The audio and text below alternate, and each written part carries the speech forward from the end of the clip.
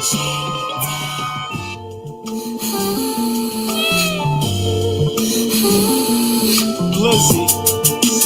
Where do we go from here? Should I just keep searching? Where do we go from here? Should I just keep searching? Where do we go? Please, Yeah. Yeah. She ain't texting the week from watching Sex in the City. We're sipping sex on the beach. And Shorty pushed the Lexus, the Jeep, and when the night went young, we spent the rest at Philippe. And Shorty got impressive physique. Louis Vuitton shoes, her dress is petite. And as her body rests in the sheets, I'm out getting this money. I'm so stressed on the street now. I get no neck if we beef. Confrontation can easily turn into F you and leave. She put too much trust into me, but she attached to my little cousins Alexis and T. And we could be like Jay-Z and B. Shit is so crazy to me. Should I just keep searching? Should I? Where do we go from here? What it do? What it do? Welcome to We in the World TV. It's your host with the most to say, Ralph the Mouth. What up, what up, what up, what up, what up, everybody? Happy New Year. You know what I'm saying? It's the first show of the year. Today I got KevinWesley coming through. We're going to talk about polygamy. We're going to talk about a lot of things, man. You know, Ralph the Mouth. You know, we're going to talk, chop it up, vibe, how everybody doing. You know, today's inauguration day. Congratulations to Biden and Kamala Harris. I give it up to him. You get it? Back it up. He did it. I mean, you can't hate all the way. But it is what it is. But today we're gonna have a good show. We're gonna talk. You know what I mean? Anybody that wants to come on the panel, let me know. Give me the comments, share the live. You know what I'm saying? And let's do what it do. What's going on, brother? How you? Welcome to World TV. Peace, how are you? I'm Ralph the Mouth. Nice to meet you, Ralph. It's Kevin here. Yes, sir. Yes, sir. Yeah, but introduce yourself, let everybody know who you are, and we'll take it. Peace. Well, first off, Ralph, thank you for having me on, man. It's a real pleasure and an honor. I'm sure we're gonna have a great build. For you guys that don't know me, man, you'll find out who I am as we go along. I could do an introduction, but sometimes, man, just doing an introduction, we kind of lose ourselves in that. So I think with this conversation, you guys will really see who I am. So, yeah. Okay. So you could kind of set it off. The show is yours, you know what I mean? It's more of your field than mine. So we could go from there. I chime in, and I told you before, I just vibe. I really don't, you know what I mean? I don't do the thing. So let's just vibe, man, and tell me what's going on with you. All right, I'll tell you what. If you don't mind, tell me what kind of brought you in my direction, what kind of brought me into your awareness, and what made you reach out to me. We go from there. Okay, for the first time I ever caught eye to you was when you was a pastor and you switched off. Then I kept my eye on you. Then I started seeing the way you talk, free thinking and all that. So I was interested. So I kept following you. Okay. So as I did the show, I seen you one time talking in the polygamy. I'm interested in the world. I kind of played with it. Nothing. I didn't know what I was doing. Young, crazy. But anyway, so I always kind of see that's the life for me. You feel me? I always look at it for life for me. So when I see you in that lifestyle now, I'm like, good, this will be a good show. So let me reach out to the brother and see if we can on the show, talk about it, let everybody know how he's doing in it, how it is. Because some people, they got they're against it. Absolutely. So. Sure. Let's just talk. We can talk about other things too. I'm very open-minded. Trust me. Absolutely. Well, nah, man. I'm grateful you got to witness me through my transition, my earlier transition. So absolutely, I was a pastor. For many years, in fact. You know what I mean. But my mind began to change when I needed a more solid way to believe instead of just by the typical faith. You know what I mean? Yes. After that, I questioned the whole world and just questioned how we see the world.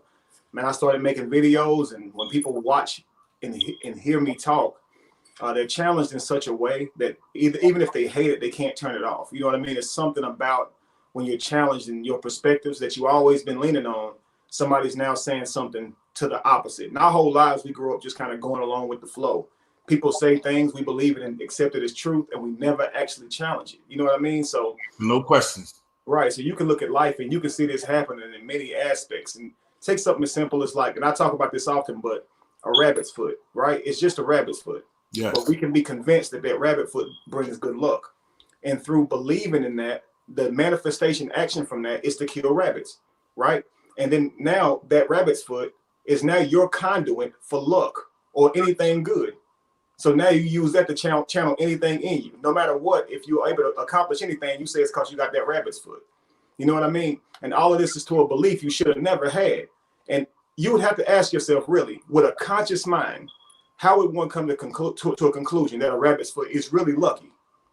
With I'm talking about really having solid ideas that you can prove with dialogue, okay, and repetition to your peers. How could you really come to a conclusion that a rabbit's feet is in fact lucky? And this is what we did with religion and all. If you believe it, you may convince me to believe it too. And if it feel good and makes me feel good, I believe it too. And that cannot be the way to live. And so I started challenging all these type of aspects in life. And it caused people to, send me hate mail, send me death threats, and people. You got death threats? You know what I mean? Huh? You got death threats? Man, there was a time where I couldn't look at my text messages or inboxes, and there wasn't one. I mean, if I ever see you, I'll blow your brain out. Like things like that. You know what I mean? Like you're trying to take God's people into hell. So if I ever see you, I'm gonna do God's work and kill you. Like, and feel it through the phone. Like this person mean this. They're so sincere about what they believe. They believe that I'm the Antichrist because I'm speaking against religion, and that's what the Bible tells them. So their frame of thought is still so set up on the book that they can't even think freely. You know what I mean? There's no free thinking, to be honest. Right. There's no free thinking. Mm-hmm. It's follow this code, follow what is told. You can't even question it, to be honest. I'm not into religion at all. I'm be honest. I'm not into it. I mean, I'm the same way. It's kind of like society's kind of like once you go against the grain, you're gonna catch splinters from society. You know what I mean? Mm-hmm. They're flowing that way, and you'd be like, "Yo, what's going on that way?" Once you start doing that, questioning, and you're gonna fall into the people. You look like a weirdo. Absolutely. It's just like Kevin, like that kid, Kyrie Irving. Look at Kyrie Irving, for example. Mm-hmm. If you look at Kyrie Irving in the NBA, because most of the NBA, that everything is scripted of what they say, how they talk to the media, and so on and so on. And he's kind of like free thinking, and everybody's calling him a weirdo and everything. They're going by the flow of the media. They're going what the media is telling them to say. So that's basically what's going on. Everything is programmed. Absolutely, and that's the only way we assess the world. So we put people in mental boxes due to how we taught to see the world, never thinking about if that's really the world. You know what I mean? Like I was talking about how we'll criticize someone for eating a meat that we don't eat, and we'll make that a morality issue simply because it's culturally not in our diet. It has nothing to do with nothing though. So if you eat a dog, you're a bad person, but they think you're a bad person if you eat a cow. So wherein lies the actual truth here? Who gets to deem what animal should be eaten? The animal that has the ability to kill. That's life for you right there. So if you, because I'm one of those people. I'm not gonna lie. I'm one of those people that when I see that, from the way I grew up and so on. So if I do see somebody eating a dog, I'm looking at you like, yo, that's terrible. Right. I mean, and you're right according to your paradigm. It is terrible from your paradigm, but really, they're just eating, man. You know what I mean? They're just eating. And someone else who sees you eating a cow and says, ew, they're wrong for that. You are wrong for that through their paradigm. So the key is understanding whenever we accessing life through our ego, our lens of ego. So your ego is your identity. It tells you everything who you are or what you agree with. So if you say, hey, I'm a person that don't eat dog, absolutely. You're not a person that eats dog.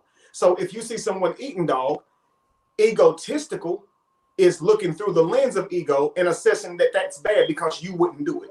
You see what I'm saying? Or that it's wrong because you wouldn't do it. Or really that person's eating and their body is going to turn it into protein, turn it into iron, and all the things that you turn cow into to survive. Your body ain't going to reject it because it's a dog.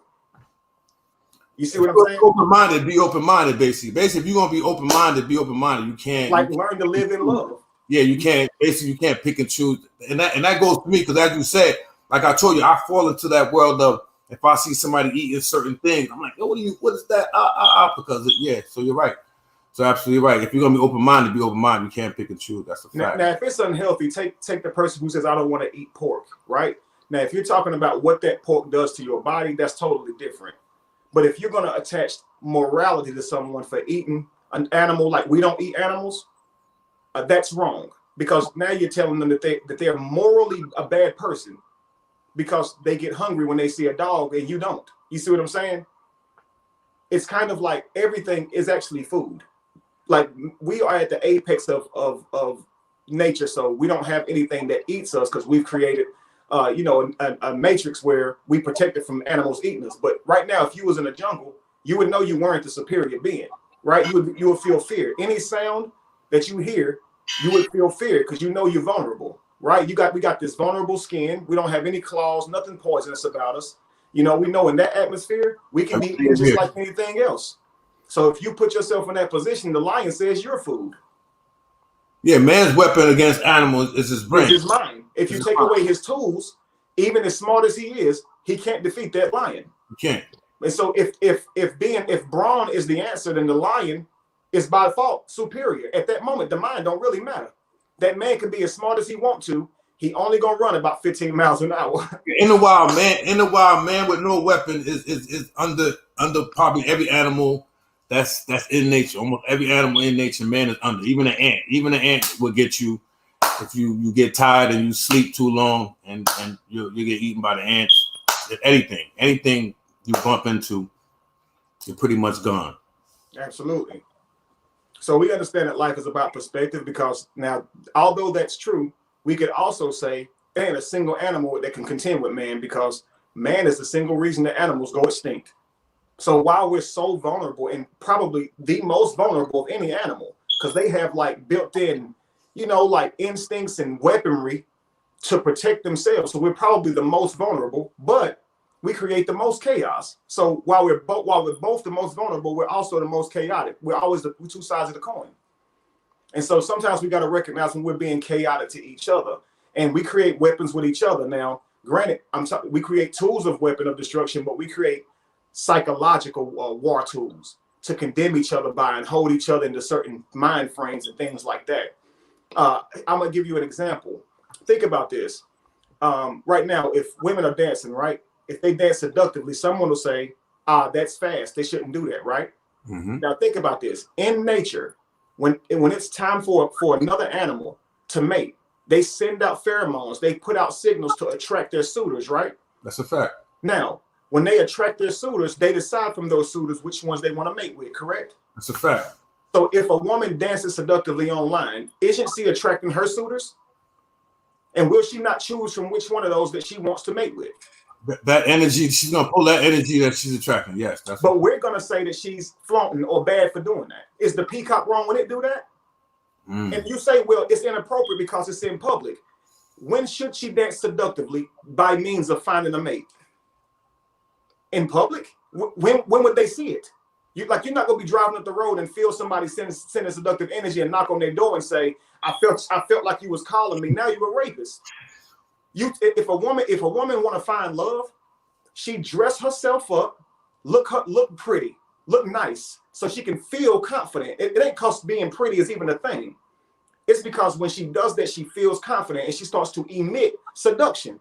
And when she walks through that room, her power is in her body and her seduction, because the strongest man in the world will bow down to her when she's doing that. And she can pick and choose who her suitor's gonna be.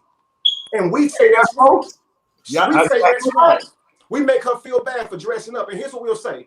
She know what she was doing when she left the house and that. You damn right she did. And what's wrong with that? If she want to dress her avatar up and go out and get her a man and she want to find love and not be lonely all the time, That's what she needs to do. And then she qualifies her suitors who come after the energy she put out. And that's what you do. We as peacocks, right? A peacock is a male. They show their feathers. We're going to dress. We're going to walk out in our masculinity and strut our stuff. And we're going to send signals out, pheromones out to the female counterparts. And we're going to choose between them who we want to lay with. And somebody say that's a dog, or you showing off. Of course you're showing off. You have to emit your light if you're going to attract your likeness. See? But Right. Here's the key. If you dressing seductive, know that you're going to attract seduction, right? People are going to see you walking that walk, and because you walking that walk in that dress, wearing that, looking like that, they're going to come up to you like, yo. Recognize that's what happens. You see what I'm saying? Now, if you walk the head looking more conservative, you might attract more people to look more conservative, because the people who see you looking more conservative might say, damn, she probably ain't even known that. I ain't even going to try to holler. But deep down, watch this. As conservative as you are, you know you want sex. Because sex is what drives the world. It's the driving force of the world. Everything wants sex. So you can dress up and try to carry yourself as holy and classy as you want. We know you want sex. And here's what happens. Because you try to dress so like restricted that you don't want sex or don't appeal to anybody like you want sex, now you don't emit seduction. This is why a woman can be beautiful and say, no man has tried to holler at me. I feel ugly now. What woke you up? To be honest, when you was a pastor, for you to, what woke you up? What clicked? I needed evidence, facts. You know what I mean? I needed to be able to. I found out. I looked at it like this: there are many religions, right? And everyone believes wholly in their religion, right? So I'm talking to other people of other religions, trying to explain to them why they should believe in my religion. Mm-hmm. So I tell them about a testimony. This is what we all do as believers, right? I believe this God is real because I was going through this, or I used to be this type of person, or I was sick, and a difference came once I put my faith in this belief. And then they say, well, I did the same thing with Krishna, or the same thing happened with me with Allah.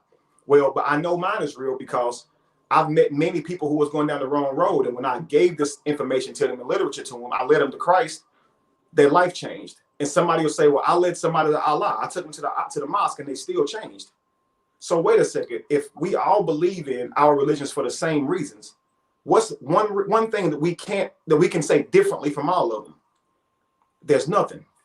So here's what I found. People who strongly believe in Jesus say that they've healed people or seen people healed. The same with every other religion.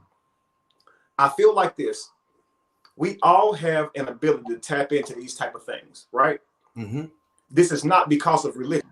This is because we just have this ability, right?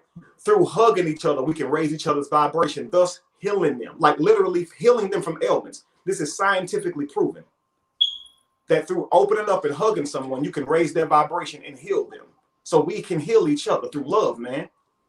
Now, if you believe that that's through a religion, here's what happens. You say, well, if I pray to my new conduit to reach this same power outside, the conduit is something outside of yourself that you use to reach a higher energy or God or whatever. So say a cross. You already have access to all the power inside of you, which is hope, courage, confidence, faith. But if you feel fear, in order to summon confidence, you will kiss your cross. The cross is just wood or gold or silver or whatever it's made. It's nothing, man. It's an agreed upon symbol to represent a religion. That's it. It's not really anything. But a person will put so much love and faith in it that if they wear it, they'll feel more confident. It's because they made the cross the conduit to their confidence. That's right. This is exactly what happens. That's why you alter your state of mind when you give your energy to something. Notice I said altar, right? Whenever you're doing any type of ritual, in any type of ritual, they have altars, right? An altar. That altar is the entrance or exit to the spiritual realm, right? They put all their little things on their altar. Your eyes are your altar, right? This is your physical realm, everything you can touch, and your mind is your spiritual realm. So if you put your energy in something outside of you that you can see, you have now created an altar. When you don't need to go to an altar to see God. God is in here. God is with you all the time. You can heal yourself without having to go get a cross, a Quran, or anything. And so what happens is the Bible now becomes some people's conduit to reach their inner self, which they call God. Through reading that book, they can feel hope and inspiration. Well, the same thing can happen when somebody read their Quran or their Bhagavad Gita or their Vistas, right? Because they believe so, and that's why it's all about faith. Notice this: if I give you a fake pill with sugar in it, a sugar pill, it can heal you. And the reason is you believe so strongly in the pill. Your faith is so strongly in that pill that you healed you. So the power of belief is absolutely amazing. If you strongly believe in Jesus, Jesus is real to you. Jesus is who you use to raise your consciousness. He makes you be a better person because you aspire to be him. You see what I'm saying? And this is like that with every other religion also. And I learned this. And so after learning this, I said, can we all be better people without the use of conduits?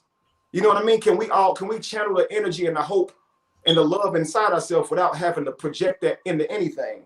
I don't have it on now, but there's an ankh, of course, that represents life and giving and receiving life. It represents the male and female. As the male gives her life, she received it, and then she give it back in form of life, right? And a baby. Well, this is made up. Like that ankh is a made up symbol that's accepted to mean that, just so you can keep it in your mindset. But if I say I need this ankh in order to feel life, I've given my power to this material. I have the power. I created the ankh. The ankh never had power. I am who has the power. So we give our power to our creations, and then we can't move without them. And we do this with other people. Sometimes we fall in love, and you make people the conduit to love, when really you're love anyway. The reason that you love when you're around that person is because they help you connect with the side of yourself that is love. The same thing with hate or anything like that. You connect it with yourself. This is why you vibrate people that's like you to you. If you with somebody, they make you laugh and happy, you're really always happy. It's just sometimes you can focus in on the fact that you're depressed too and say, well, I'm depressed. Well, yes, you are depressed, but you're also happy. It depends on what aspect of yourself you focused on. And it takes things around us outside of us to help us channel the energies inside of us. Just imagine when you orgasm, you feel an amazing explosion of yourself. You don't feel nobody. You actually feel you. All these chemicals are you. So you feeling yourself, really. So now at that moment, you tap it into every emotion at the same time, right? The orgasm. Well, outside of orgasm or death, right? We can only feel some emotions at some times because our human body can only give us so many. And we tap into those emotions by the people that we're around, certain events that we channel in our mind, things we watch, and the judgments that we place on the world. And this is what helps us access the world. If I eat a grapefruit, I'm going to say the grapefruit is nasty, but really the grapefruit is good too. So if I say one thing is, if I create good, bad exists. If I create bad, good exists. So if I say it's bad, it's also good because grapefruit ain't just a grapefruit. If I put my mind to it, grapefruit is actually DNA, it's protein, it's data, it's magnesium, it's zinc. It's going to nourish my body. And because my taste buds didn't like it, I said it was bad, but it's not bad. See what I'm saying? I had to be negative in order to say it's bad, because that means I focused only on the fact that it's bad. Well, isn't it also good? I'm gonna ask you a question. Now, this question will probably be a little difficult to answer, but this is what I like to do. Shoot it, let's go. All right, so imagine you look at the whole world, right? I show you a portrait of the whole world, and all you see so far is beauty. And I would say, is that beautiful to you? It's life, right? It's procreation. You would say that's beautiful, right? Yes, sir. Now, say I zone in on one part of that picture and say, look right there really closely, like kind of where's Waldo, right? Like, but really small, in that beautiful scenery of all those people, there's a person being murdered. You see that? See him being stabbed right there? Now, watch this. Is the picture still beautiful? It changed. It's still beautiful, but it changed. It changed. That's because it's still ugly too, right? It's still ugly. Because the moment I said it's beautiful, that means I created the flip side of beauty. Everything ain't gonna be beautiful.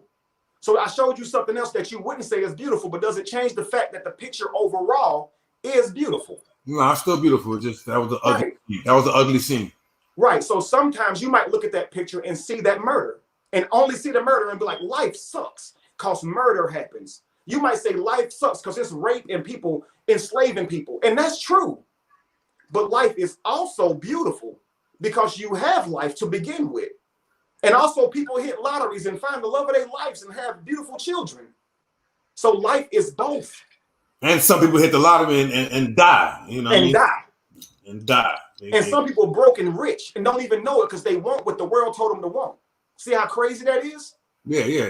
Sometimes it's like we was talking. It's all a mindset. Everything's a mindset, man.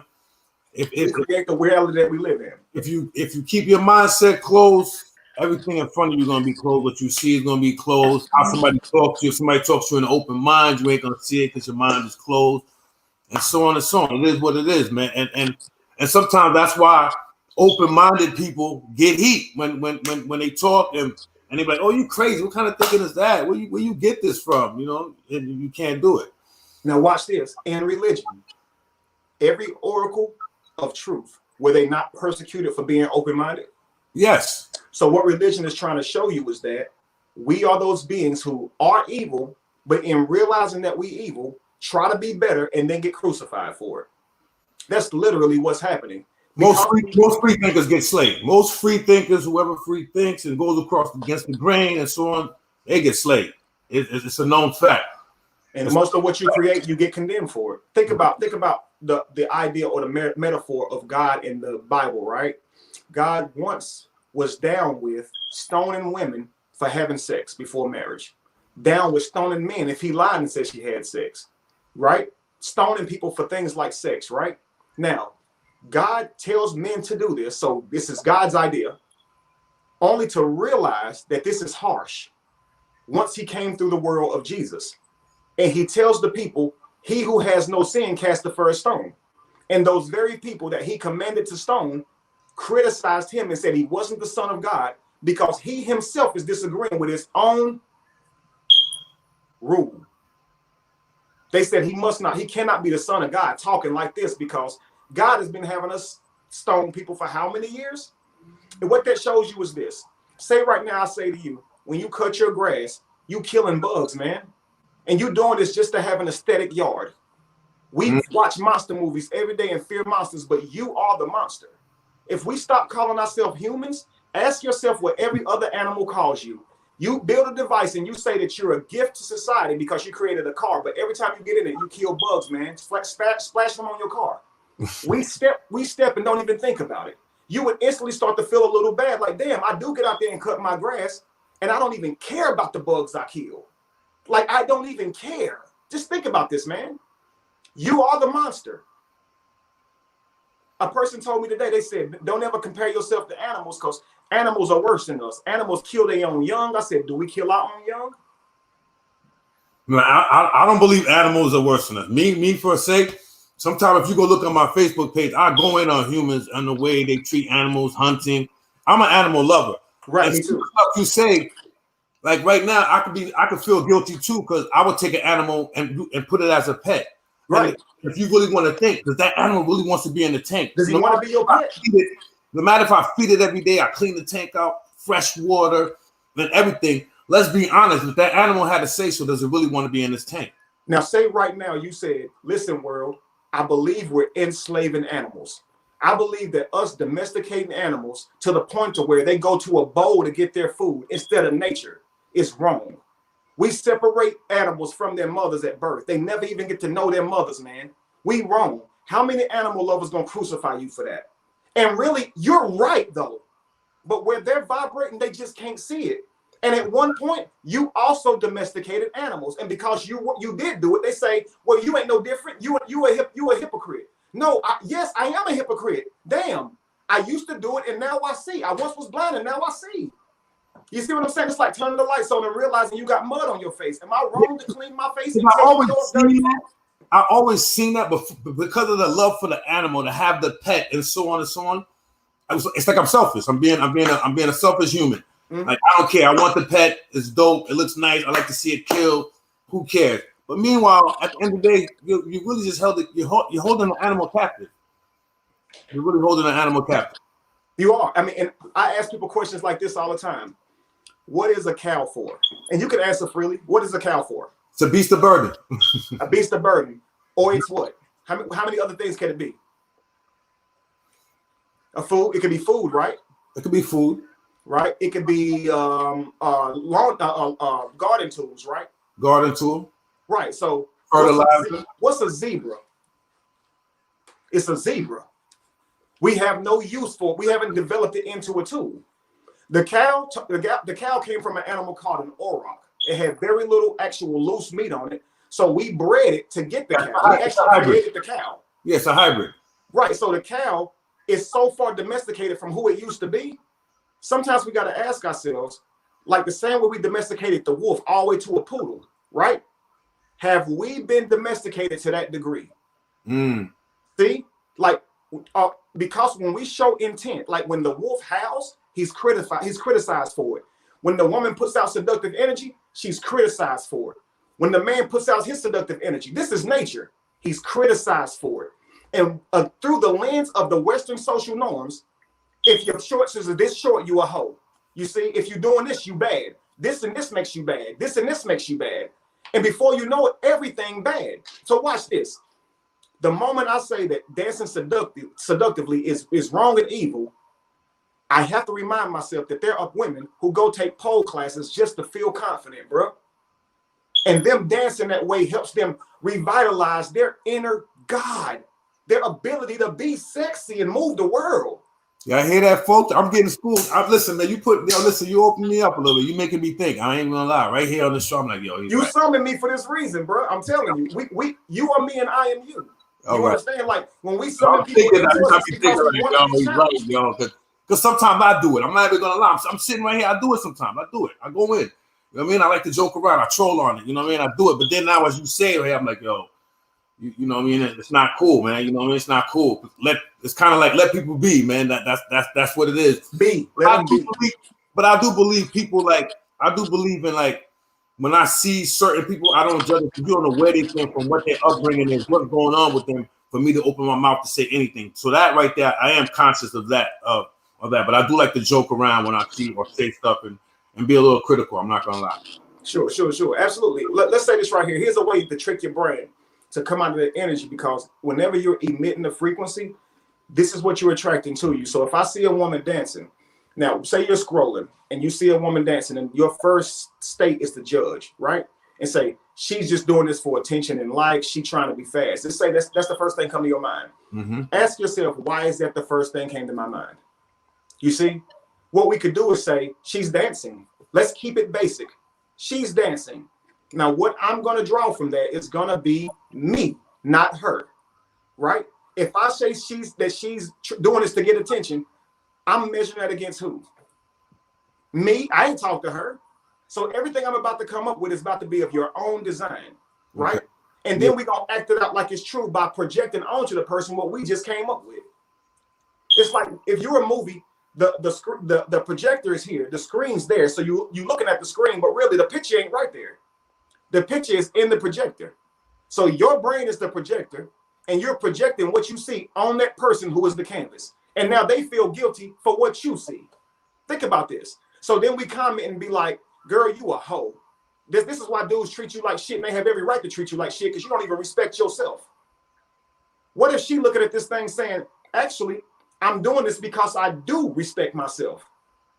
What if me seeing me dance in the mirror gives me confidence? What if I felt like I wasn't attractive and I saw some other woman dancing and getting compliments, and I got the same body type, and from that I learned that I'm I'm attractive also, and now I start walking with more confidence because this girl who other people would have slandered, or I would have slandered myself, is getting compliments, and I'm like, well, dang, I look like that, and they think that's good. Oh, well, shoot, okay, and now you walking around. Positivity can come from everything, and so when you say, let me try to see the positives in it, this could encourage somebody, this could inspire somebody. And if she does this all the time, she's probably going to be in great shape and be healthy, because dancing is something that's cultural, man. We dance, and dancing actually helps you lose weight and stay in shape. Anytime I dance, it's always a good feeling. Anytime, a good feeling. It's amazing. And you don't want to take nobody's dance. Your dance and your laugh are the most unique things you have. So just imagine somebody trying to take your laugh, tell you how you should laugh. Now you laughing like words. Ha, ha, ha, ha, ha, ha, ha. There's nothing really, man. You losing yourself. And that's why we feel so empty inside, because we haven't tapped in. You really full, you feel empty because you can't tap in, and you can't tap in due to social norms, due to looking at yourself through a Western lens. Let's do a quick thing, and let's jump on a topic one time. Like in your in the polygamy lifestyle, how is that? How do you accomplish the unity and the I mean, I just want to bring that out real quick. How do you bring the unity in? How do you manage that? How do you do that? What you mean? What do you mean specifically? Like in society, there's jealousy and there's all that stuff that's being relationships. You in polygamy, you have two women. How do you maintain that? Well, again, you recognize that you're human, right? So we look at this lifestyle, we looked at it and assess it as it is a beautiful thing, right? It is cultural, meaning that our ancestors did practice this, and we can see the harmony in practicing this lifestyle and what it can bring. However, because you assess that and you have the consciousness to see how beautiful it can be, doesn't mean that you're going to go through it and not experience all that comes with that too. So before I explain kind of what we go through, I'm going to give you an example first so you guys can see that what I mean. Just imagine you say, I want to work out, I want to get in good shape, right? Now, in your mind, you want to get in good shape and you're pretty excited about it and you can see the future. So you know working out is a good thing, right? Mm-hmm. But you forgot how sore you was going to get. And there's pain, right? And sometimes you don't want to go to the gym because you reminded of that pain you're going to get, how sore you got last week, the muscle tears, having to do all this in every aspect of life. And you can't just go to the gym and work out and not hit your goals. You got to stay focused on it all the time now. Eat right. Make sure you're putting in the right things, making sure you're giving yourself the right attention, making sure you're getting enough rest and loving yourself the right way so you can reach that goal. Before you know it, those things that used to make you very sore don't make you sore no more because you got stronger in that area, right? Those things that you used to want to avoid, like leg day, you now get excited about it. It gives you energy now. But you had to push yourself through all that trying stuff so you can give yourself time to grow. Because going through the process, you have to shave off things that's not like the process. You know what I mean? Like say, if I'm squeezing something that's large into a smaller thing, right? In order for me to get it in, I push hard. I got to get something to shave off. So when we try to fit ourselves into anything, we got to remove aspects of ourselves that's going to contend with being like that because we traumatize, man. So if you have a Western mind and you go into something like poly, you're going to be looking at your relationship through monogamous or Western eyes, and you'll judge. So absolutely, we have felt jealousy. You know what I mean? We felt anger, but what we try to remind ourselves when we have discussions is I am you and you are me. So everything that we feeling is each other. So we don't look at a situation like I love this woman and I love this woman. We look at a situation like I love me. See, what I love about them is that they help me channel different aspects of myself. And what they love about me is that I help them channel different aspects about themselves. The key is trying to stay within that oneness, that state of being. Because when you start to compare, this is when you separate yourself. And then you start to look at differences and stuff. And this is when we measure up.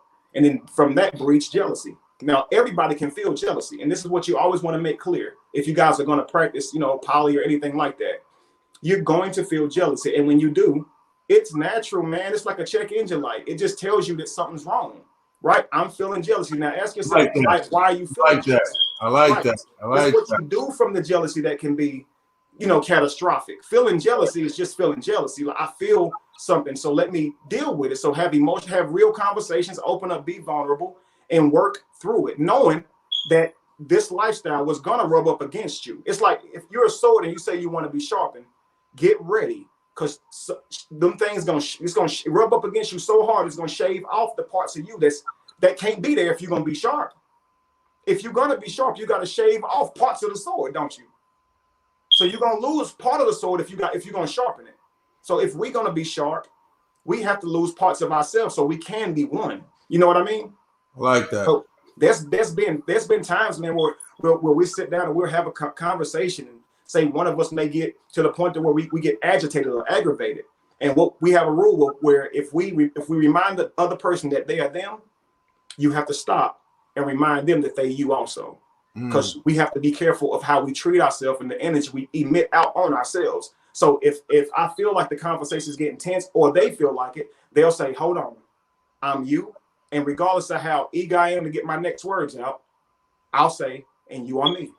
and we'll reset and treat each other like we treat each other. Like treat them like you. Imagine you talking to you.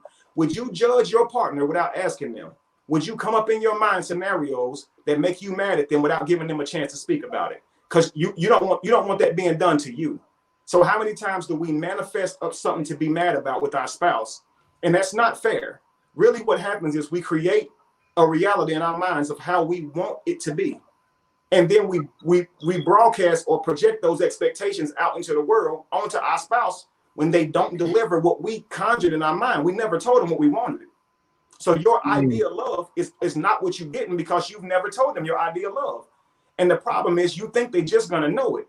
See, what we got to realize is people see you. They like, I see your face, but you don't see your face. The trick to life is this. The part that's you don't ever get to see. So I can see your face from every angle, the back of your head, behind your ears. You can never see behind your ears, bro. So why would a perfect stranger have access to seeing parts of you that you can't even see? Think about this. But here's what's yours, your beautiful mind. But here's the kicker. If you want me to know your mind, you gotta tell me. I gotta tell you. I gotta tell get you. inside of your head and know what you want. And that's the kicker. Hold on, I got some comments. Let me see what they read real quick. Oh no, it ain't nothing. I thought they were saying something. They just digging you up. They saying powerful. This is deep. We're getting love. Anybody want to come on the panel, man? Y'all want to join the panel one time, man? Let me know. Leave it in the comments, man. Y'all can join in. Yeah, but go ahead, man. Finish, man. This is, you know what I mean? I really just want to hear you, you know what I mean? Because I know you're a motivational speaker, so this is what you do, man. So this is basically what I want. This is what I wanted to hear, man. Everything you're doing right now is what I want to hear, bro. I ain't even gonna lie. Great. Well, I say like I'm grabbing that energy, man. I'm grabbing that. I appreciate that. And this next thing I say, I promise you, it's going to be very powerful. Okay. Yes, sir. So this is one thing I always try to make clear to my family unit, my tribe. Okay. We are one. We don't ever say, I'm a man, you should listen to me because you're a female. We don't ever say, I'm the big brother, act like my little brother. I'm older than you should listen to me. Children are more connected to the universe than any of us. And some of us need to be watching our babies just to learn how to be. Learn how to be, man. Right? Because we trapped in a social norm. We robots now. We done downloaded all this data. And now they telling us that we looking at them telling them they ain't acting right, when really we're the ones that's not acting right. So you can lose that ego and recognize that everybody's the same age. Time don't exist.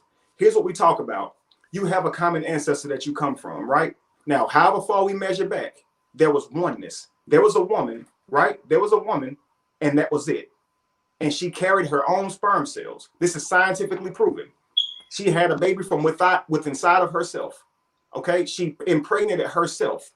Women would have babies from themselves, like asexual plants and stuff do. Okay, so now you have man and woman recreate now. Now all of this is coming from one being. One being creates another to interact with that one being, and then them two interact, just like your family house grows and has many that come from you.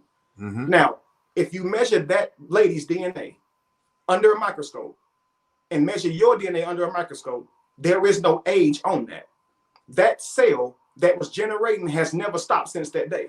It is still recreating itself. Right now, you're creating yourself as we speak.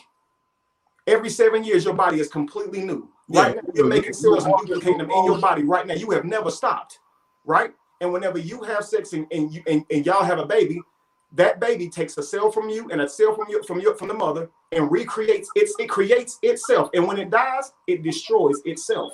We are creation and destruction. Your body knows how to create itself from cells, and it knows how to break itself down after it dies. Why is it that we know how to break ourselves down after we die? Why is it that the Bible and all these books talk about God being the creator and the destroyer? Right? Now, God being everywhere at the same time. If we all come from that cell, are we not still that cell? Are your cells not still you?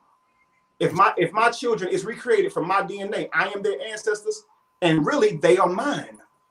Their DNA is linked through something that goes way back far behind me.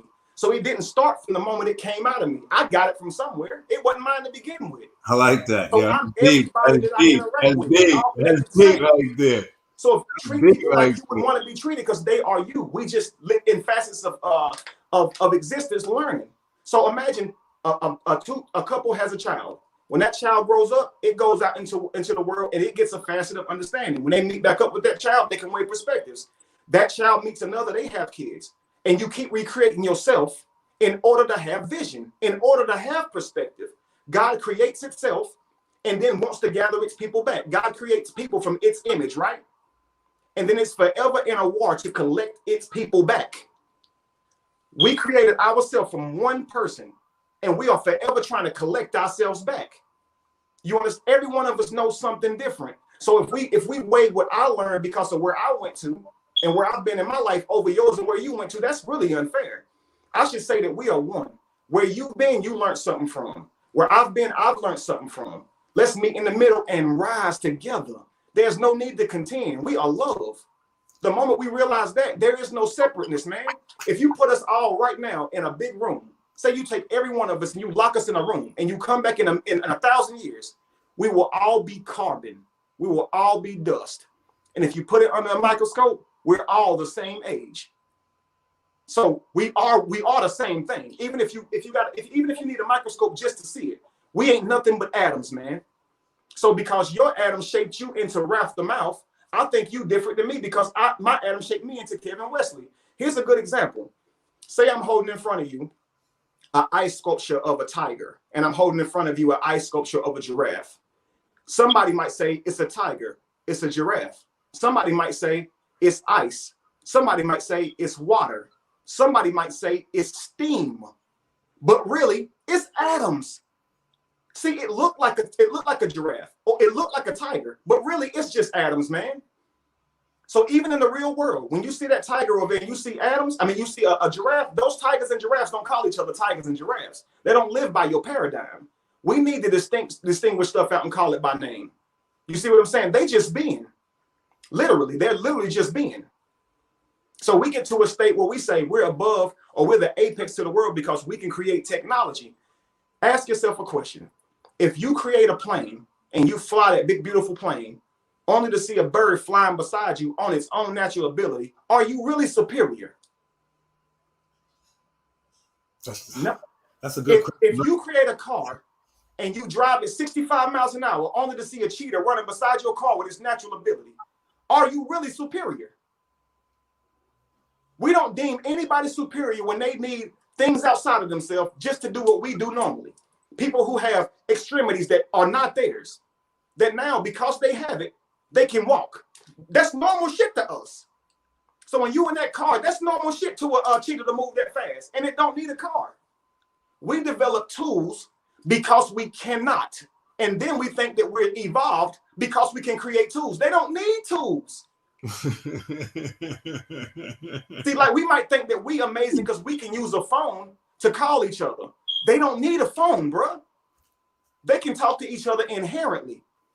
Now, we can do that too, but we've made phones our conduit to speak to each other. Yeah, we lost a lot. Humans lost a lot of natural ability. That's a fact. Right. Lost a lot of natural ability.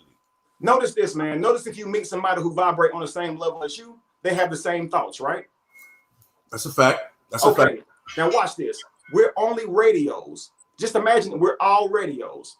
And based on where we're tuned in, is based on the frequency we tapped into. So we tap into a frequency of thought. And this is why, based on where you vibrate, y'all think alike.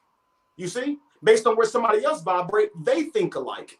So we're tapped into thought. So we actually do communicate via thought and telepathy. We just don't know it because we need to actually hear somebody's voice externally to know it. How many times have you called somebody and they was expecting your call, bro? They was just thinking of you. They summoned you through thought. Me a lot. That's a weird. lot, right? So you have more power than you actually giving yourself credit for. Y'all just say it's, hey man, it was just happenstance, right? It's just luck by chance. But you made that person call you when you thought about them. You see, y'all tapped into the same frequency. Let me hit up Ralph real quick. You summoned them, just like you summoned me. And it's just like sometimes when you walk in, like say two people was just arguing in a room, right? Say two people arguing in a room, and you wasn't there, right? The argument happened like 10 minutes ago. Soon as you walk in the room, you don't have to hear nothing. As soon as you walk in the room, you can feel it. You be like, somebody was arguing here. You know, somebody was arguing here. So All that we used to have all that, man. I totally agree. We used to be able to tell the weather through the animals, read the animals, and all that. That's been washed away. We didn't need earthquake sonos to tell us when it's gonna do that. We could do it off of our internal being, right? Birds don't fly south, bro. They just fly where their internal mechanism tells them to go. We call that direction south through a social acceptance. That's it. A bird don't give a damn what south is. You see, it can't even recognize that on what you're talking about. It just knows where to go. Just knows where to go. It follows its soul, man. The minute an animal comes out, it knows the nipple. Like I used to breed dogs, man, and the minute the puppies come out, they know exactly what they know. The mother knows exactly what to do. Cut the umbilical, her first litter. She knew what to do, how to raise them. You didn't have to tell her nothing. There was no books. There was no books. Now here's the key. I got a whole bunch of comments. Let me just see. All right. Whoa. Hold on. Whoa. Let me see what some of these comments say. We got all positive. He said, somebody says we are connected via that signal. I don't know what that means. Then somebody says that's why you can sense your presence in other rooms. Okay. That's how a mother can sense when the child is going through trauma. Ducks can navigate through frequency. Whales can make through waves. Yeah. Nature. I'm a nature. Go ahead. Go. Here's something else we must know that signal does. That signal controls and manifests your reality. That signal right there, right? When the reality, the way you carry yourself, the energy that you carrying yourself in is what creates your reality. So we're very empathic by nature. So let's just say you wake up on the wrong side of the bed, and now all of a sudden people bringing you that energy on the wrong day. And now you like, God, any damn day but this, bro. And here's what happened. Because you woke up on the wrong side of the bed with that frequency, you're emitting a negative frequency. Therefore, negative energy can find you. Think about the Matrix. Whenever they went down, they was in the damn the ship, right? Yeah. When those beings could sense them coming, they would put their antenna up and go follow them and find them, right? That's what we're doing with negative energy, or just like a blood to a piranha. They come. It brings it. And if you're around somebody who's also very empathic, they'll catch an attitude with you thinking that they have an attitude. So that energy that you feeling down and feeling like you just want somebody to start something with you, they feel it too, and they don't know they're getting it from you. So you actually controlling them. You possess them with your negative energy because you didn't control your energy. And we know this. We know people at work that you can feel and bro, you don't even want to talk to them around them. You can feel it. They don't even know they're doing that. When I change, listen. I come from a negative world as far as when I'm growing up. You know what I mean? Whatever, right? So now when I change my frequency, right? I change my frequency from the way I eat, the way I think, people that I'm around, people that I talk to, so on and so on. So my frequency is going to change now. Because I'm bringing a whole different energy into me. So now that my frequency is going up more positive, whenever I'm around negative people, I get this certain feeling. I just can't be around them. It's just bad. It's just bad. Like I was getting clowned one time for my diet. Like I was getting laughed at for my diet. Right. Like just because I ate different. I was getting, wow. It happens. It's crazy. It's crazy to me. I'm like, yo, I'm just eating different. Like, you know, I'm still straight. Everything is straight. I can still see everything is straight. I just don't eat meat. Yeah. You know what I'm saying? That's it. I just don't eat find something wrong with that. And I got teas left and right. You won't eat meat. I got teas left and right. I'm bringing somebody to the panel right now. Yo, where your face at? Where your face at? Introduce yourself, sir.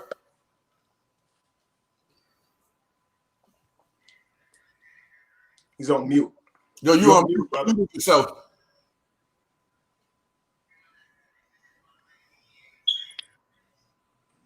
My fault. That was me. My mic was off. No problem. What's going on? Introduce yourself, bro. Good. My name is Tom B. It's good, man. Yo, you guys having a great show. Thank you. Loving the topic here. I was gonna just sit backstage for a minute, but yo, I don't mind coming in. But yeah, I like what the brother's talking about, man. I like what the brother's talking about, especially with the religious aspect. How everybody be taking things way too literal. on a lot of, especially when they're reading that book, they take things very literal, and they don't know how to adapt to the culture from back then and then place it into what we're going into now and tap into the spirituality, because we are very spiritual. You know, like you said, like how you sense things. Like when you guys talk about like how a mother sense her child. Like I was gonna bring up a quick topic real quick. Like one time I was like 18. I came home on the weekend and shit, and I got into an accident. But I had a suspended license, so the driver left. So I'm like, fuck, I gotta get out of here. Mm-hmm. I pull up to the crib, and I see my brother's face. Not only because of the car, it's just like, now I'm thinking, like, his face was just like in shock. And he's like, yo, fuck the car, bro. And I was like, yo, car hit me, yo. Fucking came out of nowhere. Yo, it left. He was like, yo, fuck the car. Your mom called like 10 minutes ago and asked you if you're okay. And I said, yeah, because I thought you just went out and hang out, whatever. Yeah, you okay? Why you asking about Tom's okay? Come to find, he looked at it like, yo, my mom just prophesied, like she felt something was wrong with me. Like, and she called my brother, like, yo, is Tommy okay? Is he all right? And she's like, yo, but my brother was like, bro, after that day, we looked at my mom on some different, like, prophetess, like, on some shit. Like, it's very real, like, the spirituality part. And we lost a lot of that, you know? So, like, what if I told you that, like, you know how we grew up watching, like, animal discovery channels, right? And you would see, like, whales and stuff doing their thing, and they'll say, well, the whale sends out a signal that only whales can hear, and they do all this kind of stuff right in a different language. Imagine somebody outside looking at us, right, and how we move in our power. And they could say something like, the DNA is so powerful, right, in beings, period, not just humans, but animals as well, that DNA that comes from you to recreate itself again and is your child actually never stops communicating, even though they're outside of you. Yeah. So no matter where they are, you are a beacon to them because they cannot get away from you. Y'all are still one and the same. This is why we still are able to connect telepathically with each other now, because we really connected, period. Yeah. You see what I'm saying? 100%. Those cells never stop talking and communicating. That's a cell outside of itself still communicates with it. And here's a good example. These two scientists, okay, they wanted to measure how long saliva lives outside of the body and how it interacts with the body, even though it's outside of the body. So one scientist took a swab, and he's going to test it for the next 8 hours, right, to see if there's any differences in it. Now, the scientist who gave the saliva, he's going on a trip. He's getting on a plane. And so he's just going to go do his thing while the other scientist monitors this saliva very closely. Now, if you see anything in the saliva, you're going to monitor the time that you saw a difference. Any peak at all, because you won't know what it is. You're just looking at saliva. So you're going to monitor when you saw differences. Right, so when he went back up, he gave him every time where he saw a peak. And the other scientist was doing the same thing. He was writing down any time that his emotions shifted in a dramatic way where it was noticeable to him. So he says, at those exact times, I was in a panic mode. I thought I was going to miss my flight. He said the lady was giving me a hard time. I was really anxious. You know what I mean? And I'm like, wow. And it corresponded with the same exact times that he put in his notes. So if saliva outside of your body still reacts with your body, regardless of where you are, how long would your DNA, if in someone else's body, how long would that last? Think about this. Two people sleeping together, don't they start looking alike and acting alike? Yeah, they start that's a fact. becoming each other, don't they? Check this out. Your babies eat after you. Your pets eat after you. Don't they start acting like you and looking like you too? Yeah. This DNA is taking shape and form in each other. And through that, we say spirits attract, as if it's an actual demon that come and get on people. Really, the spirit is DNA. You took in someone's DNA who is low vibrational, and that's why you've been having nightmares and tossing and turning and waking up on the wrong side of the bed. That's where your productivity went to. You slept with somebody because you was attracted to him, but you didn't realize he unproductive as hell. And now you're dealing with his energy, right? If you sleep with somebody who vibrating higher, they'll bring you up. If you're sleeping with people who vibrating lower, they will bring you down, right? Because that energy connects. It's the same as actually literally hugging a tree. Having that type of communication with nature outside of you, it does something to your body. Yeah, because the trees gonna do something. Yeah, because the trees respond to us indefinitely. Absolutely. Like as soon as we start talking to the plants, and then they love that. This is what they love, and we are one of the major race that can feed the plants. you know, and with us on the earth. What's crazy is that the most high. Before I start, I just say all praises to the Most High, Yahweh Akkad. I just wanted to say that everything else is in order. It's us that's not in order. God got everything scientifically, emotionally, all element-wise. Everything is in order. Knowledge-wise is in order. The science and how it's formed from the bottom to get to where it's at, to this highest peak, like a seed turning to a fruit. Mm-hmm. And how some seeds became a differentiate from when they're little, what it is going to become. God has everything in order. Even the animals that began mating with each other and then evolving and to escape extinction. Everything's been in order. It's the man with the consciousness that's not in order, that diverts the whole world, and that's why we get all these things. The love, not for what God left us here, and through life of living and experience, we know what was wrong and what was right, but somehow we still cleave to certain wrong things. It's the flesh, you know what I'm saying? And that's something that we've been battling thousands of years ago. We can see that in books. See, they've been battling that. Like when people read the book, I don't read it as a Christian. I read it as a book of information. Like I might have to take a pause and say, let me read up on the Canaanites and the Amorites and the Perizzites and the Jebusites. Why am I going to just skip over that? Right. He said he's instead of a prophet, they call him a seer. I didn't even know what seer was. Let me look up what seer is, just in case I see that again. Or these locations. Let me look up the location, because don't get me wrong, the book definitely left off something that's very substantial, and that is the laws, the statutes, and the commandments. Those laws and statutes and commandments, even some of the ones that look harsh, just looking into it, what scientifically, if we follow that law or if we don't follow that way, what our people may fall into. So we see, like, I like to bring this up, like I probably brought this up on many shows, like the Jewish community. Things that they do break laws in that book. But they have a fear that the Most High, that our Black community does not have. The Black community will rap and do all this stuff and still say, yo, thank you, God. It will sell drugs to a pregnant woman and say, yo, God, thank you, Christ. You gave me this money. I can pay my bills. Thank you, Lord. Which Lord is that? It's not the Lord in my book, because he told you just tough it out and he will come to you. Put trust in him. That is he's going to make you. He's going to make it. That's kind of wicked, though. That's kind of wicked. Now it's weird to me when I see somebody that came out with a certain thing and they think, you be like, wow. Yeah, because the Jewish people could do exactly what we're doing. They can just be like, fuck this book. I don't believe this shit. Burn it. All these niggas ain't real. Where's the bodies? Kemet is the realest shit ever, because they have pharaohs that we don't even do what they do.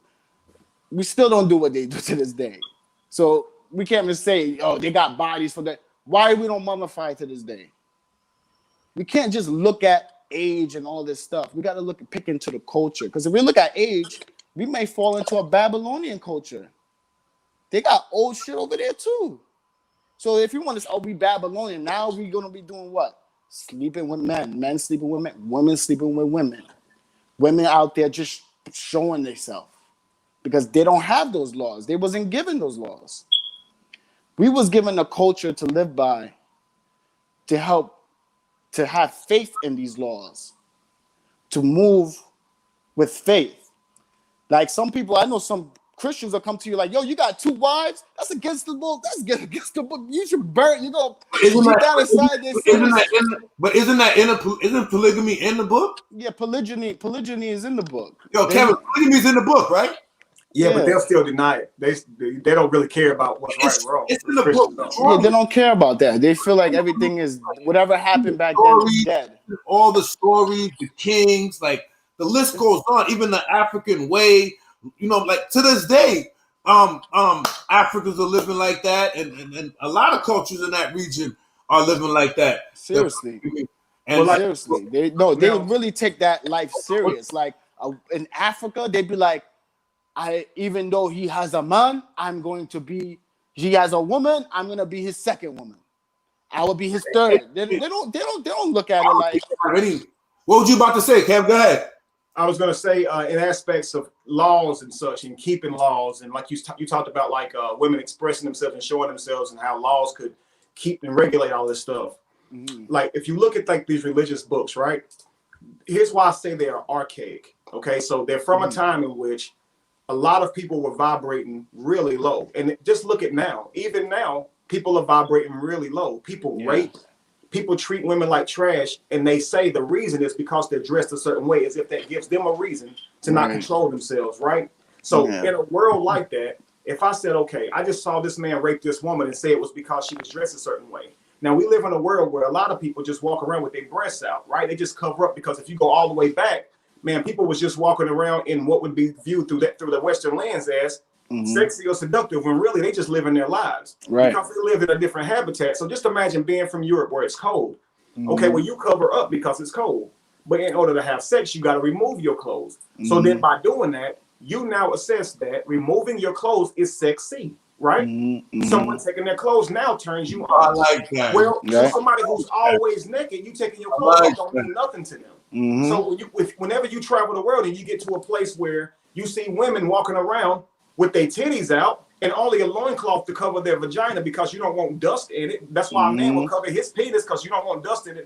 That's not healthy, right? So you cover the parts of you that's dangerous to be exposed. But to another eye coming into that world, they walking around half naked and wanting to be sexed. So the European or the colonizer would rape them and say it was their fault. Now, coming from a frame of mind, when you see people acting where they can't control themselves due to what they saw, you will create a law that says women don't dress this way, because you think that that's the reason that person did that. So you will create a law and say, don't dress this way because men going to treat you this way. So now that's the law. And so now we look at the law and say, the law itself is holy.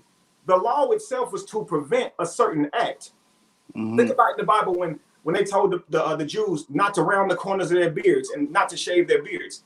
This is for no holy reason. And Jews still do that to this day. The only reason was, on the other side, Gentiles, well, they were shaving their face and shaping up. You see these Roman movies, man, where they shave it up, they doing gay stuff, they eating pork. And because you shave, you look like a Roman. You look like a Gentile. Don't look like them. We don't even want you to be separate. This is why we don't want you to round the corners of your beard, because they shaving their face. You don't do that. And now, in hindsight, they still think it's evil to do it. They think that you're trying to be conceited and show your face by shaving your beard. Just like a woman is revealing her hair, now that's evil.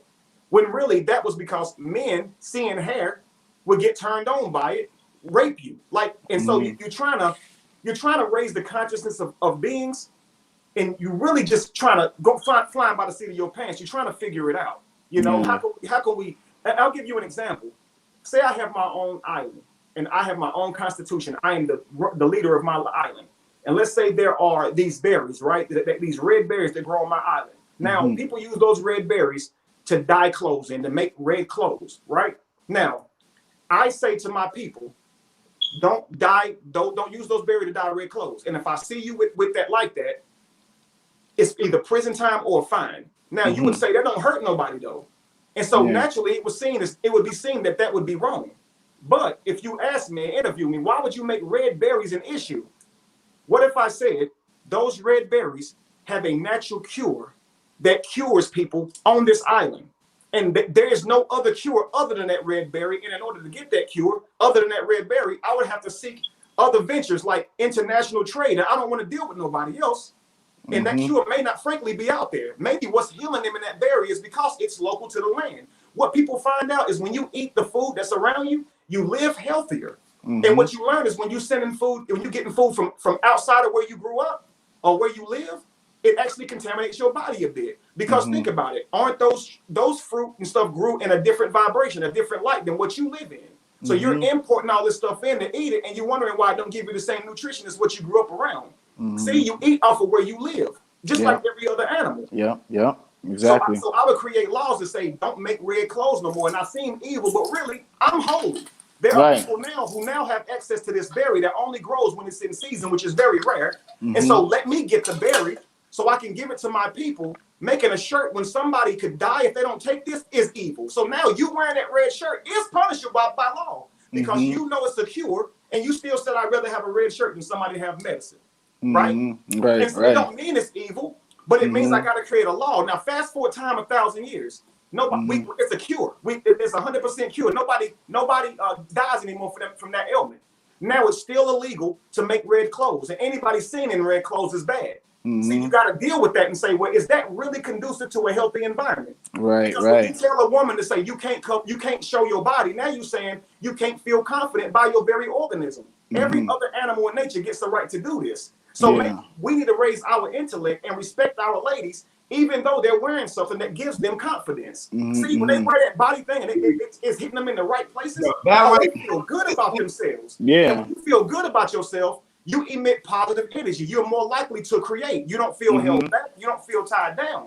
That's a fact. When we dress up and feel good, we look good. We speak. It's a whole different demeanor we take on. If you take that from a man, you pushing him into a state of not being able to find his confidence. Don't strut your stuff. No, man, I gotta strut my stuff. But while I'm strutting my stuff, any other me's, any other versions of me outside of myself must know that every action they display is also them. So if that man say, hey, shorty, you look like you want something, he starts mistreating her because of her body. This person don't respect himself. See, he didn't even care how she was going to look at him. He didn't respect himself. So it ain't that he don't respect her. You can only treat somebody with how you treat yourself. That's a fact. The moment he saw her and saw something wrong with it, he had to become wrong to see something wrong with it. So he could have just said, she does look good. I hope she gets all the attention she wants so she can feel confident in herself. Maybe she came out today because she been wanting to find love and she lonely. So I hope she find the love she's looking for. Because it's great to find people and it's great to find love. And even if she meets somebody and have sex, that leads to life, and ain't nothing wrong with that. Of course not. If we hold to laws that are archaic, we really can't grow and love each other and not see each other through the lens of those same laws. Think about this. Live in a world. Where do you live? What city?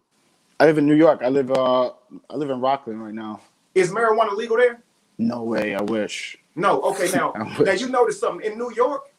People there look at weed like it's a drug. Like I'm in the country, so when weed is not legal, they look at weed like it must be bad because it's not legal. But we know crime isn't bad. Crime is illegal, right? So what makes you a criminal isn't being bad. What makes you a criminal is being illegal. So something that's okay, like a plant that really grow, a flower that really grow, can be illegal if the government say so. And then the people within that branch of the government will now deem that it's something actually wrong with the flower. So now everybody who has the flower, it's something wrong with them too. So if you caught with it, you look bad when really it ain't nothing wrong with it. It's actually medicine. Yeah. Okay. See how sick the mind can be? Yeah, I think you're definitely right.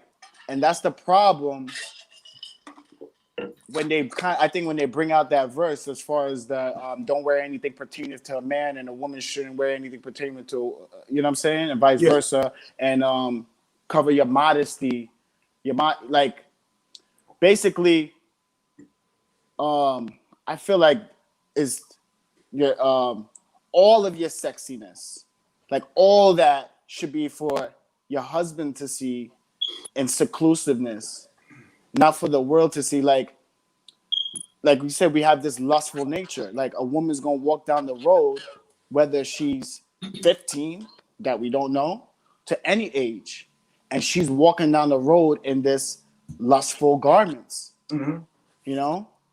Now, in the Bible, they was talking about show your beauty and wear these beautiful garments and put these on you, your earrings, your golds, and everything, but cover your modest parts, like, you know what I'm saying? But you're gonna be in your village, like you said, you could be in your village, you know what I mean?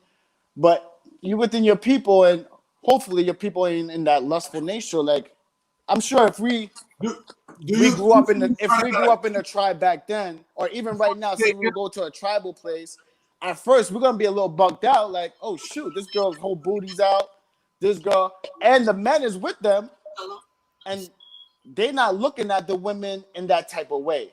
Mm-hmm. But when I get there, I'm sorry, but I am. So Because who's the problem? I'm stuck in that old. But who's the problem when that happens? You are, right? Exactly. So if you say they should change, so you don't have to deal with you.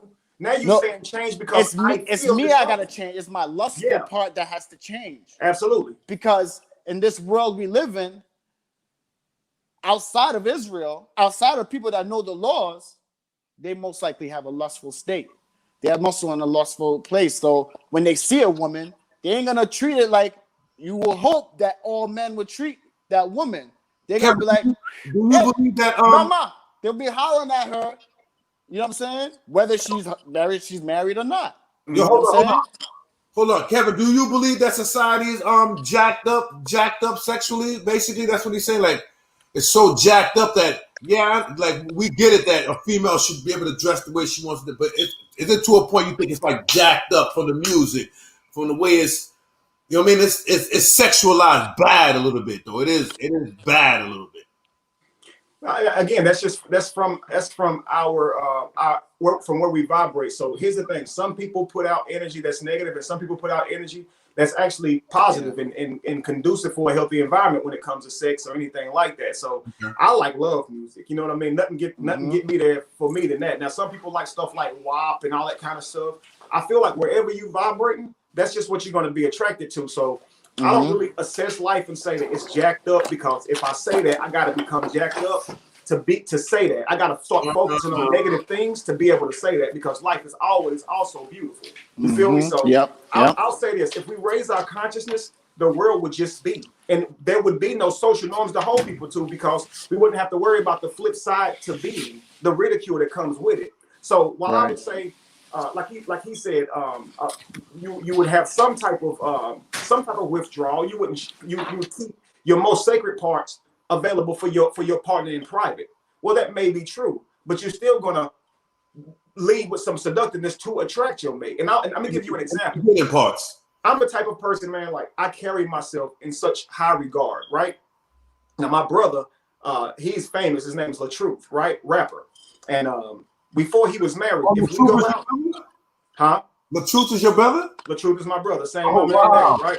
So check this out. Before he's married, right? If me and him hanging out, women will come up to him, want to throw themselves at him, right? I'm talking about the same night. Like they want him. If he exchanged numbers, they already in his phone saying, what room you want to go to? Or I want to suck your soul out. All kind of stuff. I never got women to talk to me like that. And I always wanted it, right? But my brother would say, Kevin, it's the energy you put out. It's the way you carry yourself. Look at you. You carry yourself like a person with mad wisdom.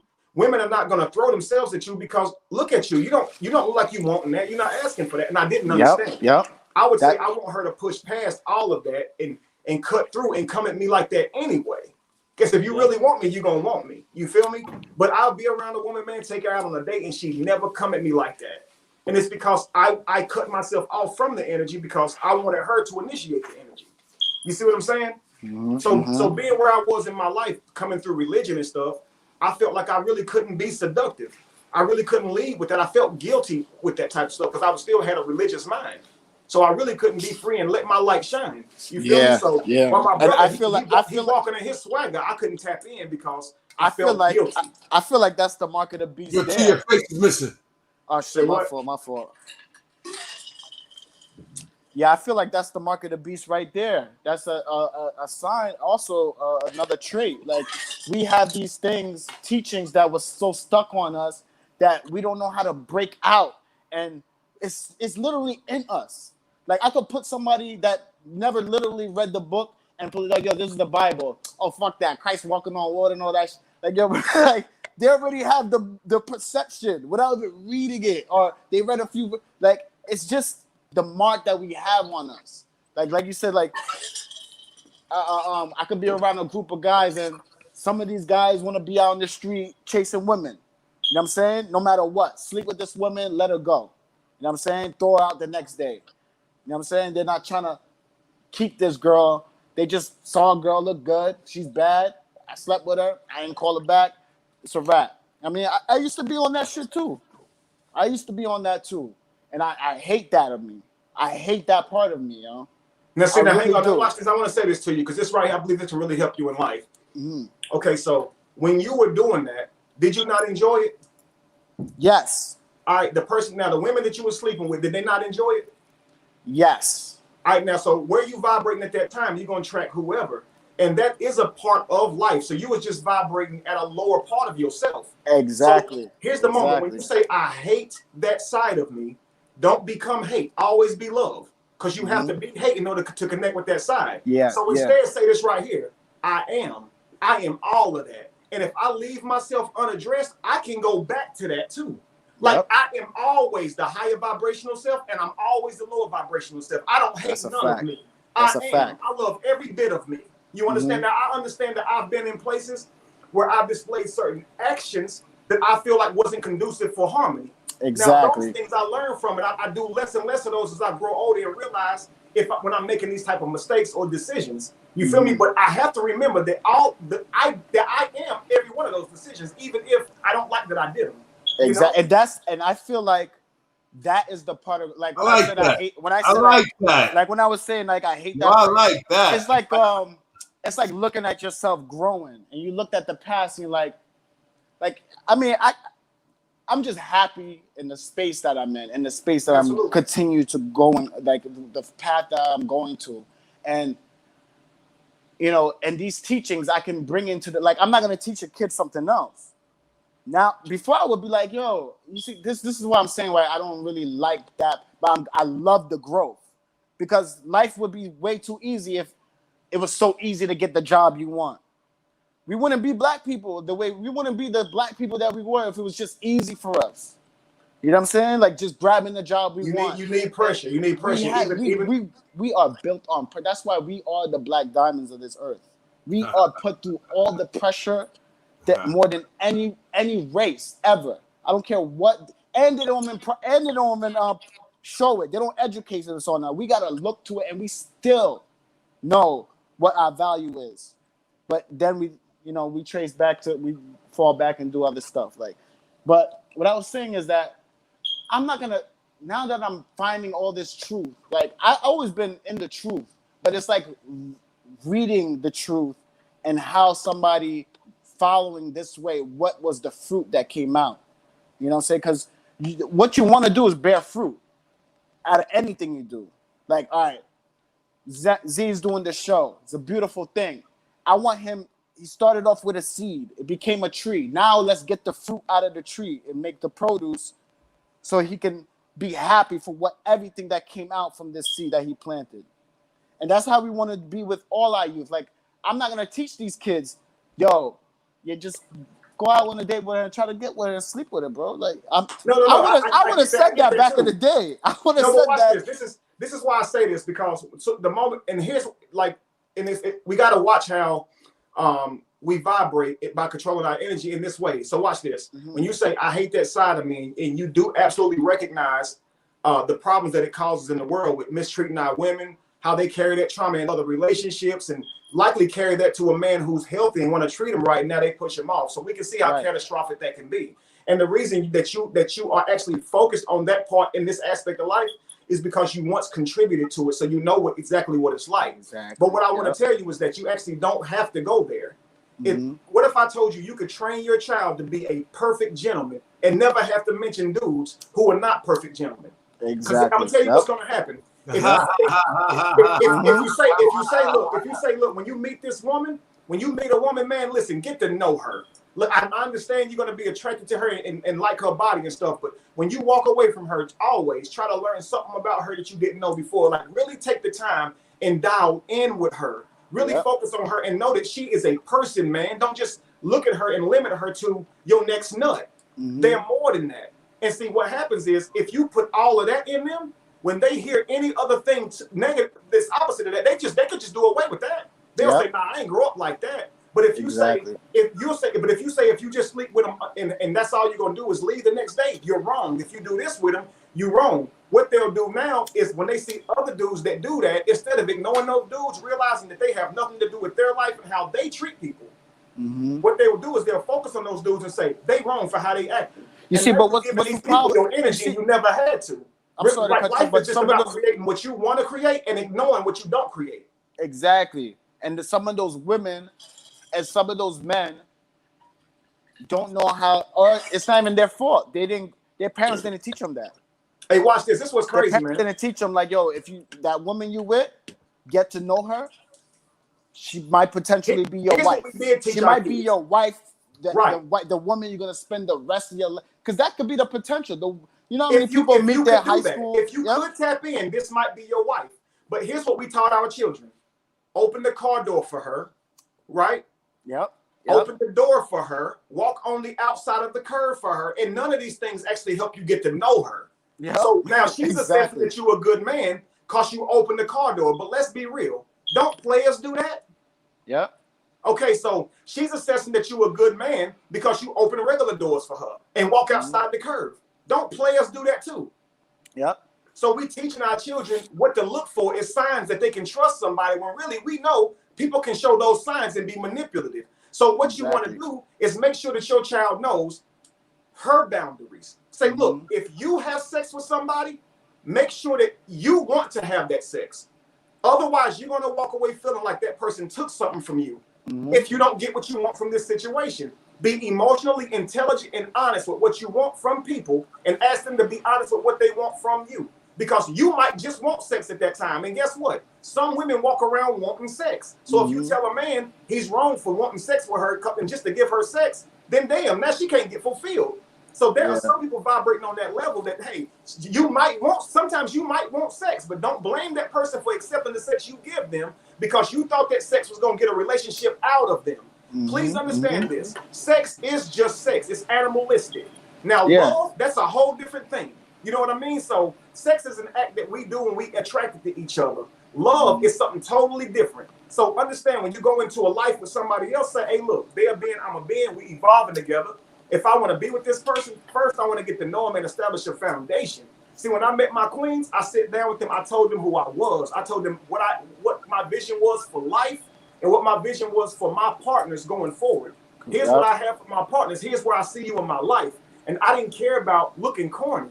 I said, listen, baby, I don't need too many dates. You the one. I know. Now, some people might say that's some simp shit. I don't care about how it looks. I found the one I wanted to be with. You better tell them. And half the time, that's your problem. Trying to be cool and shit. Exactly. That's your problem. Now, look, you can say, look. That's a fact. Look, you can say this right here. Look. Yo, he joking. Both dating, right? He talking to me. Yo, Z, he's talking facts, bro. He talking to me. Look, I know you dating people. I'm dating people we just met. Now, right? Now, say you really digging this girl and you don't want to come off as somebody who fall in love too quick. But say you really digging this girl. Yeah. Forget the matrix, man. Go to her and say, look, I know I just met you, shorty. Look, I know I just met you. I know you probably got other people that you dealing with and that you got things going on with. I can't ask you to discontinue that because you don't know me enough to get rid of everybody in your life. But I want you to know I'm feeling you. Like you my choice. I'm really trying to see you more. I'm trying to dial in with you. No pressure. But I need you to know how I feel. Because here's what happens. That woman will keep on juggling those other relationships because she don't know how you feel. Yeah. You ain't said a word. So you think she really about to cut off that side dude who also a really good friend to her, who she can laugh with, smoke with, chill with? That's a valuable relationship to her, even if you think it's just somebody hitting it. So if you asking her to cut these people off and you ain't really offering nothing for real, man, she thinking like you could just last a week and now I done cut all my people. That's why I tell you, like a lot of girls that were my friends, they used to tell me the whole relationship that they in and eventually we would talk because I know this girl for like 6-7 months, a year, just chilling with her. I know her. She hangs out with me. I got to know her. And even she went into relationships while you know what I'm saying? And it's like, people lost that. People feel like women is something so like some kind of like race. They got to race through everything and do all this. It's not about that. This woman could be, you see, back like what I like is back in the day when another woman shows her girlfriend how to, a man that she knows or a man, another woman puts, you got to see where they help each other. Like, oh, I know a friend that's my friend. I think he'd be a perfect fit for you because I know him. Yo, and I know you. You know what I'm saying? And it's like we lost a lot of like you said, feelings, speaking, Right. because we speak to our friends. Yo, I got Our a few friends comments I fuck with want to read when Go y'all ahead, yeah, done. go ahead. One comment is so it would be okay if your mother and grandmother show up at the barbecue in a thong and nipple topping. Now look, now watch this. Now, let's say my grandmother and my mother show up in a thong and all this kind of stuff, right? Now, naturally, if I saw that, that would make me feel uncomfortable. Now, here's what happens. In life, you're going to see things that make you feel uncomfortable. Now, ask yourself, does the fact that it makes you feel uncomfortable make it wrong? Because, see, here's what happens. When you see it, it makes you uncomfortable. So you think because you're uncomfortable that it's wrong. We have this need to control our reality. So if it rubs me the wrong way and upsets me, I'm going to tell you that it's wrong. I'm not weighing it against nothing because who said it's wrong? Like, who's the authority that we're going to say who said it's wrong? Good question. So really, I have to ask myself, like, maybe my problem with it is me, how I'm seeing it. See? It's like I may actually even have a problem with it. I may actually even not like what I see. But I also have to realize that what I don't like what I see about it is me.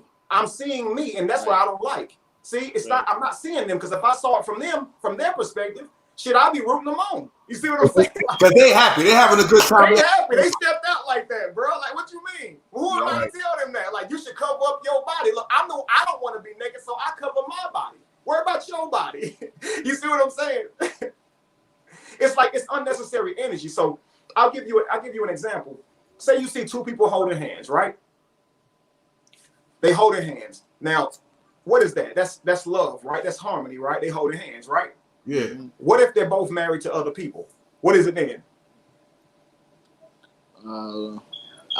They're not having sex yet. Still could be that. It still could be love. Could be still hands. love. It still could be love. It still could be, but to somebody else, it's cheating, right? It's cheating to somebody else. Is cheating. It's dead wrong. You know, it's wrong because you're doing wrong. it. Now, say they kiss. All of a sudden, you're like, well, wait, that's too far. Y'all kissing now. Y'all married, right? But then I say, but see, some people be judging. You know what it is? Some people be judging. Hang on 1 second. I want you to see the scenario. So say I add to it, they're in an open relationship. Now the people who said it was cheating, some of them will dial back and say, oh, okay, well, they're in an open relationship. But then some people will say it's wrong, even though they're in an open relationship, because they wouldn't have an open relationship. So that's why it's wrong, because they wouldn't do it. But here's what happened. It's really just two people holding hands. Now, here's the question. You thinking about if it's right or wrong. What does that do for you in your life? So why even do it? Just say it's beauty. It's harmony. Just go about your business. Right. Because when you vibrate to that place of finding something wrong, all those positive things that you had coming to you because you were positive, you went negative just to go there, and then you pushed and it shifted your whole. You shifted your whole. It was you was right there at gold, and then you went to that lower place again and pushed that shit back out of your reality. That's Why? right. Exactly. And all it took was somebody to walk by married, holding hands. Like that's all it took was for you to see your homeboy's girl with another dude. Like that's all it took was for you to go there. For you to go. It had nothing. It had nothing to do with it. It didn't stop you. It didn't stop you from eating, drinking, nothing. Nothing. You know, you could have kept manifesting your beautiful life, but you stopped to focus on their negativity. And honestly, that is counterproductive to you reaching your dreams and endeavors. If you made life about you, you would have been hit your dreams. Think about how many people slow us down because we focused on their bullshit. Think about this shit. All the time, we always worry about what somebody else is doing or comparing ourselves to somebody else. What if you just let your life a complete waste of time, bro? That's a complete waste of time. Seriously. Y'all hear that, folks? I'm gonna share this video a lot, but there's a lot of lessons in here for y'all, man. I'm gonna clip it for y'all, man. I'm gonna clip it in little pieces and all that. You know, I'm gonna hook y'all up, man. I'm gonna go through it piece by piece. But y'all, anything you want to finish off with? I'm about to cut it short. We've been on for a minute. You know what I mean? So anything you want to finish off? I think we should do. Yo, show your face, Tom B. I like that. I want to see your face. My fault. You know, my mom be watching your shows, Z. That's beautiful, man. So I gotta be careful. You know, when they see my show, when they see my show, I don't got no. They can't. There's nothing, man. I know, but you know what I mean. Crazy on my show. I ain't got time for crazy. I'm too old for that. No, anyway. but I think you guys, between you guys conversate very well. You guys get very long-winded too on some shit though. But like, yo, I think you guys should do this every once in a while. Like even short segments. Like if Kevin's up with it, we can do it again. I have no problem with that. yeah, you know what I'm saying. And Yeah, man, I like it. Good yeah, people. we'll get some other people too. And You got a jewel you want to drop for us before we get up out of here, man? Drop a jewel for us, bro. Hey man, like I would just say, man, always make sure that you remind yourself that you are viewing the world from your own perspective. And so you're going to draw conclusions with the world, however you see the world. But when you project on the other people, you're getting outside of yourself. Don't lose yourself, right? Don't lose yourself in the moment like that. You understand? Don't lose yourself for being focused on somebody else. Always remind yourself. To me, when I wake up every day, I say, what are the tools that I have that I could use to manifest my dreams today? Like I have talents. I can sing, I can rap, I can dance, I can draw, I can create, I can write. What are the things that I can emit from my light today that can bring resources to me? Not focus on nobody else and what they're doing in their life. What if I truly focused on evolving in myself? What can I really do for the world, man? To me, I feel like that's truly being the change. You asked me earlier about, and I'll end it with this, about politics. How do I feel about politics? I explained to you that I don't want to say that politics are bad, because if I do that, I got to be bad to say that, right? But at the same time, I recognize this. If everyone raised their consciousness, we wouldn't even need politics. See, if we live by a law of love, we wouldn't need anybody telling us how to treat each other. So you notice whenever we want our reality to change, our idea is to think, go create change within the judicial system. But that is not how you create change in people's minds. See, they set black people free a long time ago, but that didn't stop people from being racist.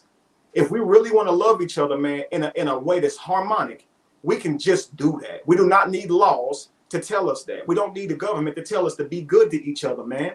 And if we think that somebody got to write something down just for us to be able to treat each other right, it ain't politics that's the problem. It's us, man.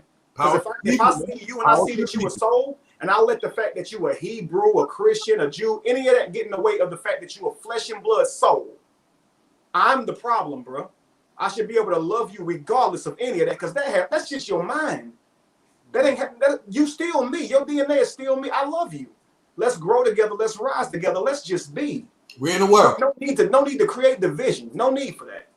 The moment I say I'm a bigger person, I created division because I compared myself to that person. You're not a bigger person. You just walked away. Don't say I did the better thing. Don't compare. I just walked away. Because when you do positive, superiority complexes can follow. And most people who do positive shit look down on people. And we got to be careful that we don't raise ourselves high only to look down on people and don't ever see the reason we climbed in the beginning, because we looking down. When you looking down, you be low, right? You be low because you looking below, right? That's what happens. Your focus and intent goes to low. You be low because you looking low. Don't do that. Look up, family. That's it, brother. And thank you for having me on. It was a pleasure meeting you, Tom B. You too, man. Definitely a pleasure meeting you, man. Yo, you want to hear something too, Kevin? You see, my slogan is "We in the world." The reason why I say "We in the world" is because I used to hear artists and rappers would say "We in the building." Yeah. I'm not in that building. I'm not in that building. Well, I can say "We in the world." You can say that. I got a dog laying right next to me. He can bark it right now if he can talk. You know what I mean? We in the world. We all part of the world. We're all, you know what I mean, one at the end of the day. That's why I really say that slogan. And guess what? Can I add to it? Yes, you can, sir. And the world is in you. You see how I did that there? You see what I did there? Two sides to the coin. You are the world because the world is in you. You're not a byproduct of existence. You are existence. Without you, there is no existence, right? What would you call existence if you didn't exist? You are existence. You're not separate from nature. You are nature. When you die, you melt right back down into the same, the dust you came from. You are nature. Yep. So we're in the world, and the world is in you. Like, you feel me? I like that. All right. No, we gotta do it again, though, Kev. We gotta do it again, man. That's peace, bro. Anytime. Just let me know. I got your math. You know what I mean? I'm gonna shoot you here and there. You know what I mean? And when I get rolling, because this is my first show for 2021. It's my first show. The ones I was doing before, you know what I mean? So now it's my first one. Thank you. You know, sir. I came out nice, and I like that. Good. Well, I tell you, I feel familiar with you, so I'll say this. I probably done connected with you through thought, on some other plane of existence, and I finally get a name to place to the avatar to put the energy with. So I probably not heard your thoughts on some high vibrational place, bro. Because I feel The like first day I heard you talk, I was drawn to you. I'm not even gonna lie. The first day I heard you talk, when I heard you talk, I'm like, wow, and I followed you for years, bro. I'm not even gonna lie. See, maybe we've been communicating before now, bro. So it's all beautiful, bro. Yes, sir. Reunited, and it feels so good. And it feels so good. Yes, Let's do another positive vibe, folks, man. So we're gonna do a show again. Everybody subscribe, share, and thank you. All right, thanks, man. Yes, sir. Peace, guys. All right, take care.